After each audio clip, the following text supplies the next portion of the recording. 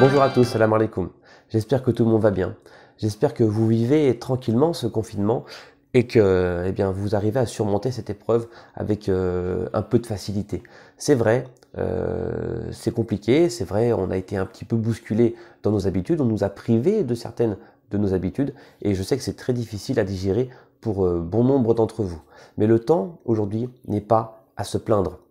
Le temps, au contraire, est à la reconnaissance. Il est temps que nous ouvrions les yeux sur ce que nous avons plutôt que de toujours courir après ce que nous n'avons pas. Alhamdulillah, aujourd'hui, nous sommes là. Alhamdulillah, nous sommes installés avec notre famille. Nous avons encore la santé. Ceux qui sont dans les hôpitaux aujourd'hui donneraient tout pour être à votre place. Ceux qui sont en difficulté donneraient tout pour être à votre place. Donc il est temps de retrouver un petit peu d'humilité, et aussi un petit peu d'honneur. Honneur pour ceux qui sont en difficulté. Ne gâchons plus ce temps libre que nous avons et qui est si précieux, si cher, au point que d'autres donneraient tout pour l'avoir, ne serait-ce que peut-être 1 heure, peut-être 2 heures, en compagnie de leur famille, en compagnie de leurs amis.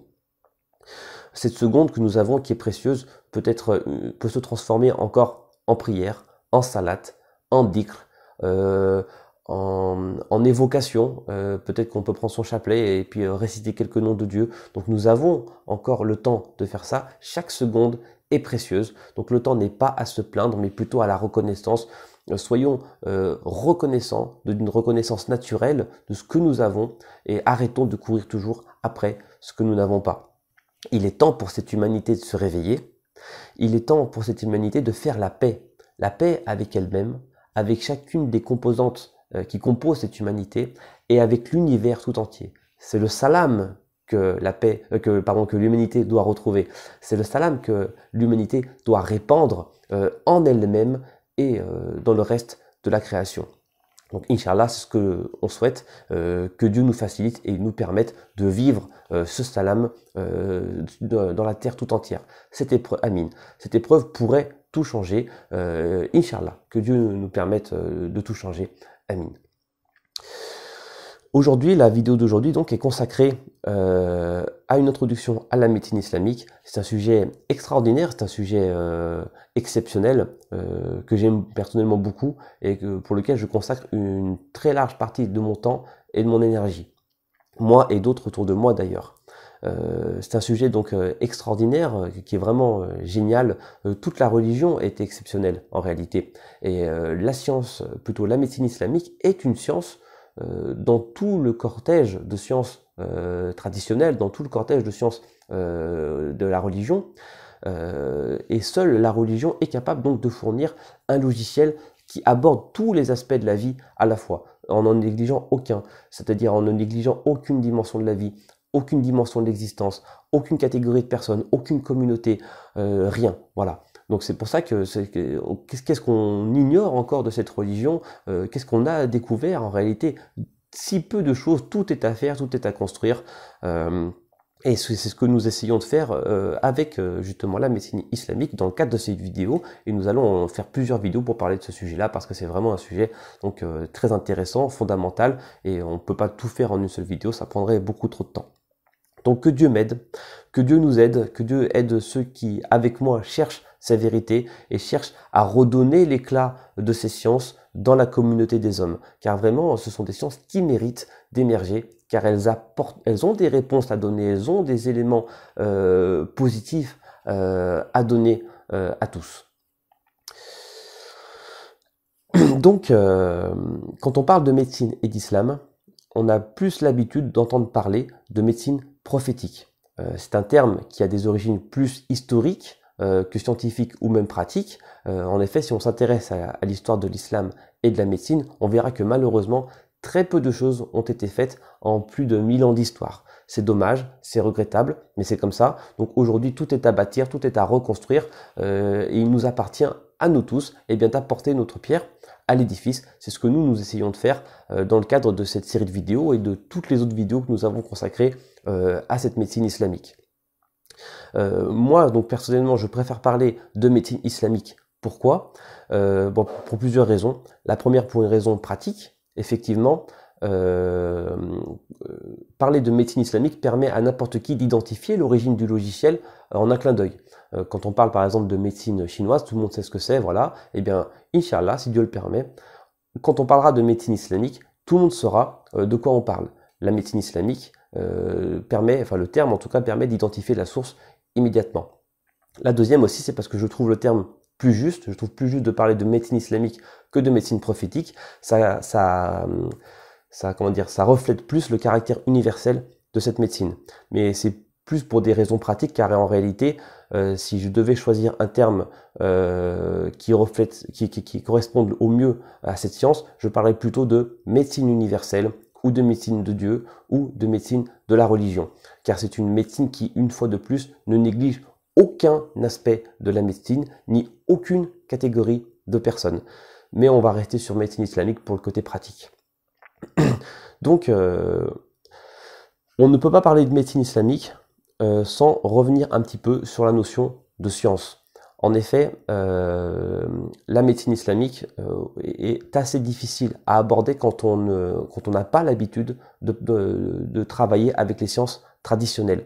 Aujourd'hui, notre seule vision de la science que nous avons, c'est la science moderne telle que nous la connaissons au quotidien, avec la chimie, la biologie, la microbiologie, la génétique, la physique, les mathématiques, bref, toutes les sciences que nous connaissons aujourd'hui. Et qui ont une façon de fonctionner, qui ont une méthode de fonctionnement qui leur est propre. Et quand on a toujours vécu avec cette méthode de fonctionnement, avec ce logiciel-là, c'est très difficile d'imaginer qu'il puisse en exister un autre. On verra que pourtant, il y a des différences fondamentales, non négligeables, entre sciences dites modernes, c'est-à-dire les sciences que nous connaissons aujourd'hui, et les sciences dites traditionnelles, c'est-à-dire qui trouvent leur origine dans la révélation et dans ce que certains appellent la tradition primordiale, c'est-à-dire ce tronc commun qui lie toute l'humanité par son histoire et par un patrimoine, par des sciences justement, etc., etc. Donc c'est pour ça qu'on va essayer d'y aller avec pédagogie, on va essayer d'y aller un peu doucement, et on va lister certaines de ces différences pour justement permettre d'y voir un peu plus clair. Mais je sais que ça va être un petit peu difficile pour vous, non pas que le sujet est difficile en lui-même, mais parce qu'on n'a pas l'habitude d'aborder ces questions avec cette philosophie, avec ce logiciel-là. Donc, je le dis et je le répète, quand on a l'habitude de côtoyer les sciences modernes, ou même de côtoyer ce monde, eh bien c'est très difficile d'imaginer qu'il y a une autre façon de penser, qu'il y a une autre façon de concevoir la science et qu'il y a donc une autre façon de concevoir la vie.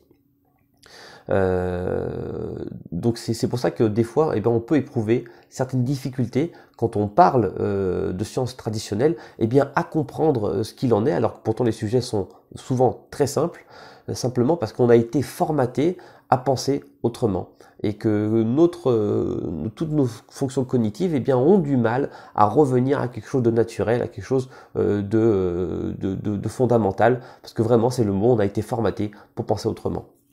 C'est comme ça, donc il faut le prendre en compte. Et pour essayer eh bien, de faciliter un petit peu la compréhension de ce qui va venir, j'ai listé quelques points qui permettent de différencier les sciences modernes des sciences traditionnelles.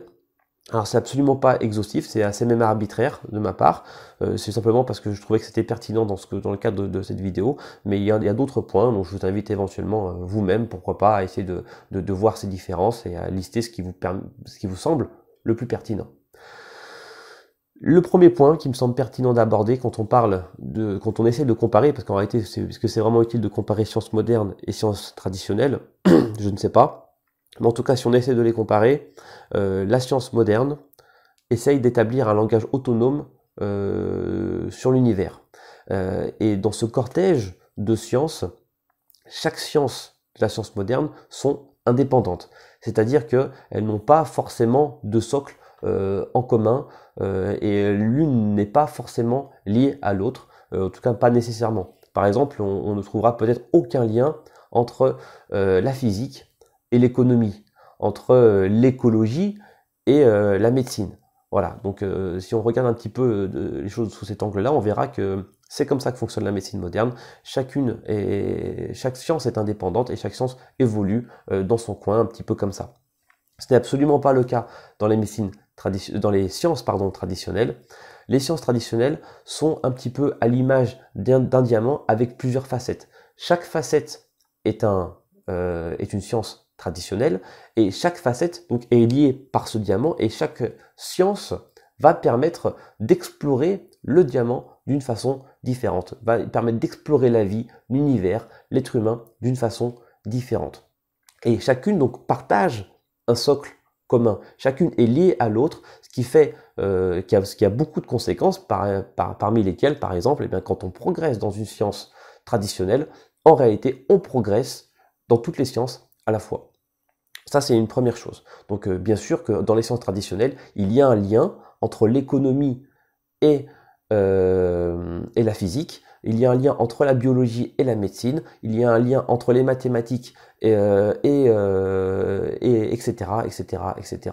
Parce qu'effectivement, ce qui résulte aussi de tout ça, les sciences traditionnelles invitent chacun d'entre nous à développer ce qu'on appelle un art de vivre. C'est-à-dire qu'il faut un logiciel complet, il faut ne négliger aucun aspect de la vie, ni la morale d'ailleurs, c'est-à-dire aujourd'hui dans la science moderne, la science s'affranchit de la morale au nom de la recherche, c'est impossible dans le cadre des sciences traditionnelles. Donc les sciences traditionnelles invitent chacun d'entre nous à développer un art de vivre. Bon, je vais un petit peu vite, mais l'idée c'est ça. Un autre élément qui est important, je pense, à signaler quand on essaie de comparer sciences modernes avec sciences traditionnelles, eh bien c'est que la science moderne isole l'individu, isole tant le chercheur que le consommateur. C'est-à-dire que les chercheurs peuvent évoluer chacun dans leur coin sans qu'il y ait de nécessité pour eux d'interagir avec leurs confrères. De même que celui qui est le consommateur final, que ce soit le consommateur de médicaments, que ce soit le consommateur de télévision, de voitures, etc. Le consommateur final n'a pas besoin d'acquérir une partie de cette science. Et il peut simplement consommer sans savoir comment ni pourquoi les choses fonctionnent. Ce n'est absolument pas le cas dans les sciences traditionnelles, car le cœur des préoccupations traditionnelles, c'est l'individu, son bien-être et le développement de son art de vivre. Donc la science traditionnelle invite chacun d'entre nous à être acteur et non pas spectateur, à être actif et non pas passif, à prendre son destin en main, à prendre les rênes de son destin. Alors, on peut prendre un exemple très concret. Par exemple, aujourd'hui, on voit ce qui se passe avec le coronavirus. Si on avait une société qui était construite avec les principes de la tradition, il est impossible que dans toutes les familles, on n'ait pas au moins une personne qui connaisse des bases solides en médecine, en bien-être, en nutrition, en toutes ces choses-là. Parce que la science traditionnelle invite chacun d'entre nous vraiment à être acteur, à s'approprier la science plutôt que d'en être dépendant. Donc c'est vraiment deux façons de concevoir la vie qui sont totalement différentes. C'est pas je vous donne une ordonnance, allez prenez ça. Non, non, c'est voilà ce qui se passe dans votre corps, voilà pourquoi, voilà ce que vous devez faire au quotidien, voilà ce que vous devez vous approprier comme bonne alimentation, voilà ce que vous devez éviter comme mauvaise alimentation. Donc d'un côté on essaye de développer un art de vivre, d'un côté on rend des gens dépendants parce qu'au final ils ne connaissent rien de ce qu'ils utilisent. Donc c'est un point fondamental et vous allez le voir un peu plus tard. Pourquoi ? Donc je vous ai préparé quelques images, quelques schémas pour essayer d'aller un peu plus loin dans ce sujet-là. On va passer sur le grand écran et voilà, donc c'est parti. Donc voici le premier schéma que je vous présente aujourd'hui. Alors bien sûr on va l'expliquer. Ici il n'est pas encore question de médecine islamique, mais il est question de toutes les sciences traditionnelles en même temps. Toutes ces sciences qui vont nous permettre de développer ce qui nous intéresse, à savoir donc l'art de vivre. En effet, pour la tradition, c'est-à-dire que c'est très intéressant de développer une bonne santé, un bon système immunitaire, à la fois physique et spirituel. En revanche, ça ne dédouane pas l'individu de ses responsabilités vis-à-vis du reste. C'est-à-dire que c'est bien d'avoir une bonne santé, mais si à côté on est insupportable avec les autres, on n'a aucune considération pour son voisin, on n'a aucune considération pour sa famille, il nous manque quelque chose. Il nous manque quelque chose. Donc la science traditionnelle se distingue également par son esprit de synthèse. Cet esprit de synthèse qui permet de faire le tour d'un individu et de toutes les dimensions de sa vie, sans négliger aucun de ces aspects. Voilà. Donc pourquoi est-ce qu'on a l'individu, c'est-à-dire un corps humain au centre de notre schéma? Simplement parce que pour la science traditionnelle et pour la tradition, le cœur de ses préoccupations, c'est l'individu. L'homme est au cœur des préoccupations traditionnelles. C'est pour ça qu'on l'a mis au centre du schéma et ça a beaucoup de répercussions. Par exemple, si on s'intéresse à un sujet ou à un domaine, quel que soit le domaine qu'on veut explorer, on doit le faire à travers la question de l'homme. Par exemple, aujourd'hui on se pose beaucoup la question de l'écologie, sous fond de crise écologique. La situation catastrophique nous invite à nous poser des questions et la science traditionnelle ne s'intéresse pas à savoir ne considère pas l'écologie comme une science à part entière, mais s'interroge sur l'être humain. C'est-à-dire qu'est-ce que l'être humain a fait ou n'a pas fait ou a mal fait pour qu'on en arrive là aujourd'hui. Donc c'est vraiment l'être humain qui est au cœur des considérations traditionnelles. Qu'est-ce que cet être humain a raté pour qu'on en soit là aujourd'hui, parce que toute la question de l'équilibre dans l'univers passe par la question de l'être humain. Donc, et aujourd'hui, bon, c'est pas besoin de le démontrer, tout le monde sait qu'on est complètement la cause de ce qui se passe.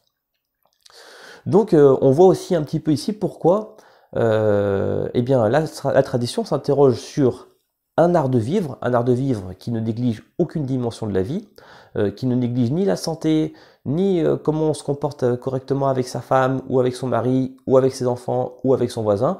Et on comprend pourquoi finalement toutes les sciences sont liées les unes avec les autres. Parce que effectivement, quand on s'interrogera sur la question du couple, eh ben, ça sera plus de l'ordre de la psychologie ou de la sociologie. En revanche, quand on s'intéressera à la question de la santé, ce sera plus la médecine, etc., etc. Donc en réalité, toutes les sciences traditionnelles sont liées les unes avec les autres et vont nous permettre d'explorer un aspect de l'être humain, ou de la communauté, ou de la nation, ou de l'humanité tout entière, pour comprendre eh bien, où elle est attendue, qu'est-ce qui va permettre de générer, de faire germer l'harmonie, ou au contraire, qu'est-ce qui va faire germer, ou du moins qu'est-ce qui va instaurer la dissonance et le déséquilibre. Donc autour de cet être humain, nous avons les 29 composants de son équilibre, les 29 composants qui permettent l'équilibre de cet individu. Chacun de ces composants est symbolisé par une lettre de l'alphabet arabe, pour des raisons qu'on ne développera pas aujourd'hui. Et chacune de ces lettres symbolise ce qu'on appelle un soulouk. Alors un soulouk, c'est un mot qui a plusieurs définitions, mais grosso modo, c'est un comportement, c'est un cheminement, c'est quelque chose qu'on doit faire. Par exemple, on va prendre plusieurs exemples pour illustrer, mais on a beaucoup parlé de la peur dans le cadre de la maladie. Le ya symbolise le fait d'avoir peur de Dieu. La peur de Dieu, c'est une peur positive qui vient annihiler toutes les autres peurs. Donc si l'individu a peur de Dieu mais n'a pas peur d'autre chose, il a cette partie de lui-même qui est solide et qui va participer à l'équilibre tout entier de son être. En revanche, s'il a peur de la maladie, s'il a peur de tout ce qui n'est pas Dieu, eh bien il vient fragiliser cette partie de son cercle et du coup c'est tout son équilibre intérieur qui est en péril.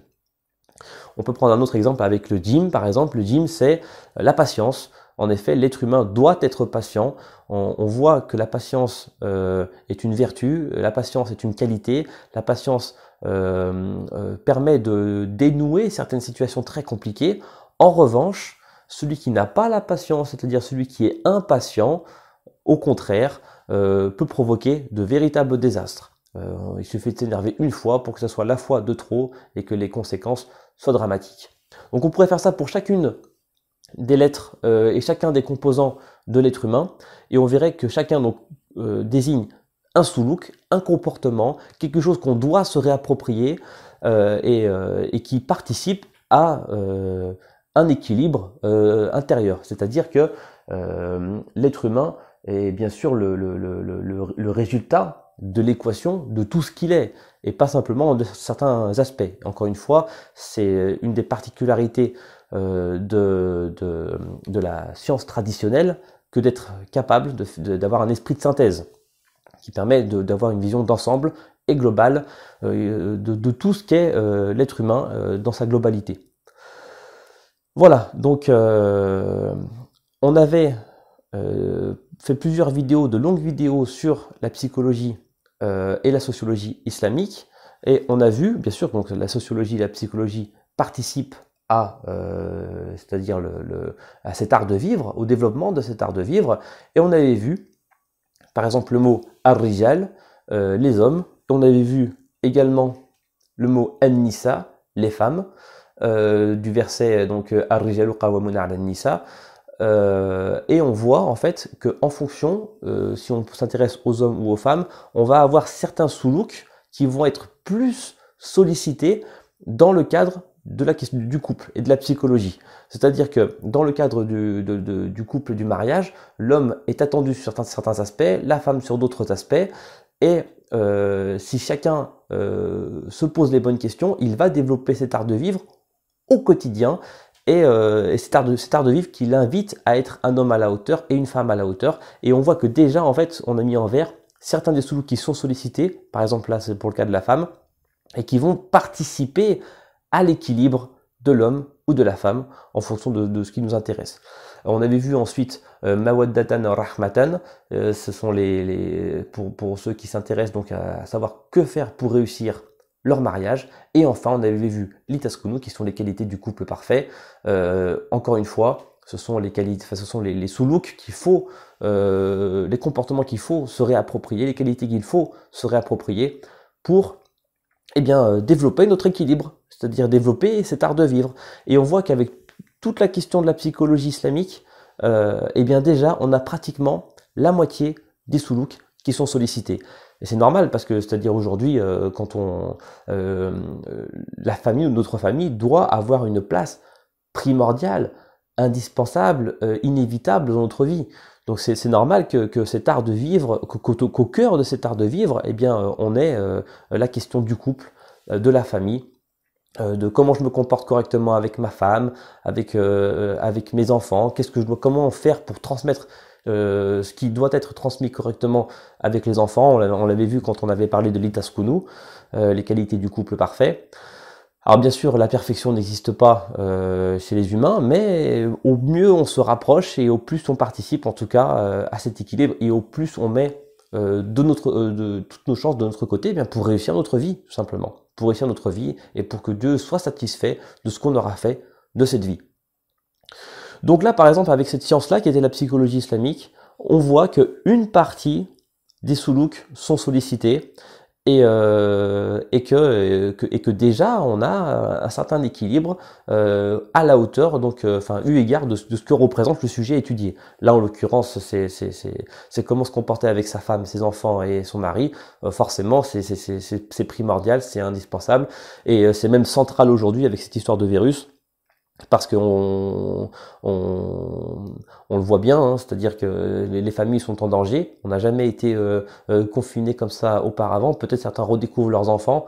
Ça ne doit pas être facile, mais c'est fondamental. C'est-à-dire si on n'est pas capable de gérer cette situation, c'est que tous les sous-looks que vous voyez là sont démolis chez nous. Donc c'est que l'art de vivre est très loin et qu'on a encore tout à faire. On pourrait dire pour essayer d'élargir un petit peu, celui qui arrive à maîtriser l'intégralité de ses sous-looks, donc ce sera celui qui aura la meilleure santé, celui qui aura la meilleure prévention, celui qui aura les meilleures chances de guérison, celui qui aura le meilleur équilibre intérieur, celui qui aura le meilleur foyer, celui qui aura le meilleur comportement, celui qui sera le meilleur voisin, celui qui sera le meilleur dans absolument tout. Et chacun a eu égard de son échelle. C'est pas une compétition pour savoir qui sera le meilleur, parce qu'on a tous des particularités qui vont permettre de germer, de faire surface, si on se réapproprie correctement ces composantes de notre être. Voilà. Donc, maintenant, si on passe à la question de la médecine islamique, donc qu'on va simplement survoler, parce que là, c'est vraiment une introduction, cette vidéo-là, parce que comme vous voyez, ça fait beaucoup de choses à assimiler en peu de temps. Donc, nous avons ici Maritu et Yashvin, qui sont deux mots sacrés tirés donc du Coran, du verset Wa ida maritu fahuwa yashfin. Donc, quand je suis malade, c'est lui qui me guérit. Donc, quand je suis malade, c'est Dieu qui me guérit. Maritu, c'est malade, et Yashvin, c'est guérir. Donc, chacun des mots désigne les soulouks qui sont à se réapproprier, qui sont à développer, dans lesquels il faut cheminer pour se rapprocher de ce qui est désigné par le mot. Alors, par exemple, dans le cadre de Maritu, on peut distinguer quatre lettres, quatre soulouks autour du mot Maritu. C'est-à-dire que celui qui va développer ces quatre soulouks-là, ces quatre comportements, va mettre toutes les chances de son côté pour se prévenir de la maladie. Et celui qui est malade, avec ces soulouks-là, on va pouvoir identifier où est-ce qu'il a été négligent et qu'est-ce qui a permis à la maladie de s'installer. Avec Yashvin, on va pouvoir voir qu'est-ce qu'il faut faire quand on est malade pour mettre toutes les chances de notre côté pour guérir. Alors ça ne veut pas dire qu'en faisant ça, vous ne serez jamais malade et que vous guérirez systématiquement. Ça veut dire qu'au contraire, vous avez mis toutes les chances de votre côté. Alors pas au contraire, mais plutôt que vous avez vraiment mis toutes les chances de votre côté. Donc après, c'est-à-dire que, par exemple, celui qui a une bonne santé, une bonne alimentation, forcément, il sera plus résistant face aux maladies que celui qui mange tout et n'importe quoi tous les jours. Donc revenir à ce qui est normal, c'est-à-dire que c'est pas parce que vous avez une bonne santé que forcément vous serez jamais malade. En revanche, vous aurez mis toutes les chances de votre côté, vous n'aurez rien à vous reprocher, c'est-à-dire voilà, j'ai fait ce que j'avais à faire, le reste est entre les mains de Dieu et j'accepte ce qui vient de Dieu comme un cadeau. Hop là, donc on a mis deux couleurs différentes pour essayer de les distinguer un petit peu. On voit que contrairement à la psychologie islamique de tout à l'heure, ici on va solliciter certains soulouks différents qui vont une nouvelle fois en fait nous permettre de découvrir un nouvel aspect de nous-mêmes, un nouvel aspect de ce fameux art de vivre qu'on doit se réapproprier et que la religion nous invite donc à nous réapproprier. Voilà.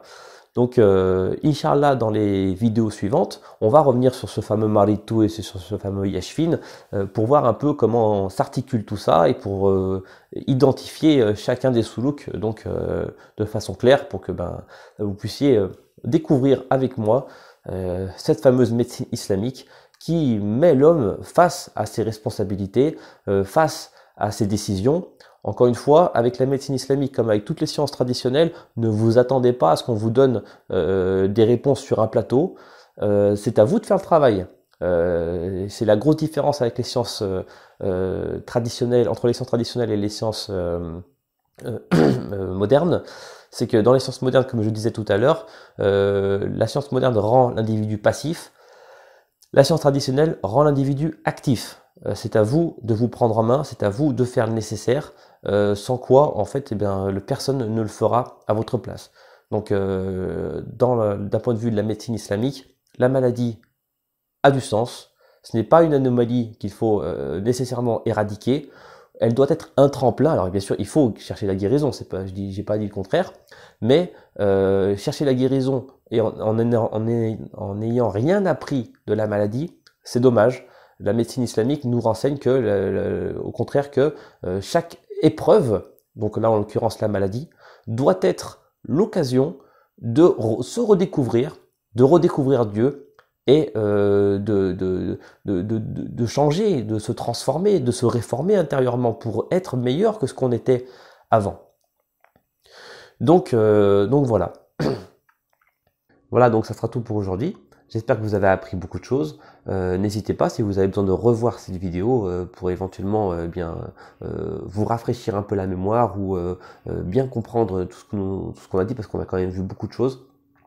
Inch'Allah, si Dieu le permet, dans la prochaine vidéo, nous allons continuer de voir ce que nous avons commencé à voir avec Yashfin et Maritou. Nous allons voir comment se prévenir de la maladie et comment guérir quand on est malade, avec ce que préconise la médecine islamique dans cet art de vivre que nous devons donc réinvestir et nous réapproprier.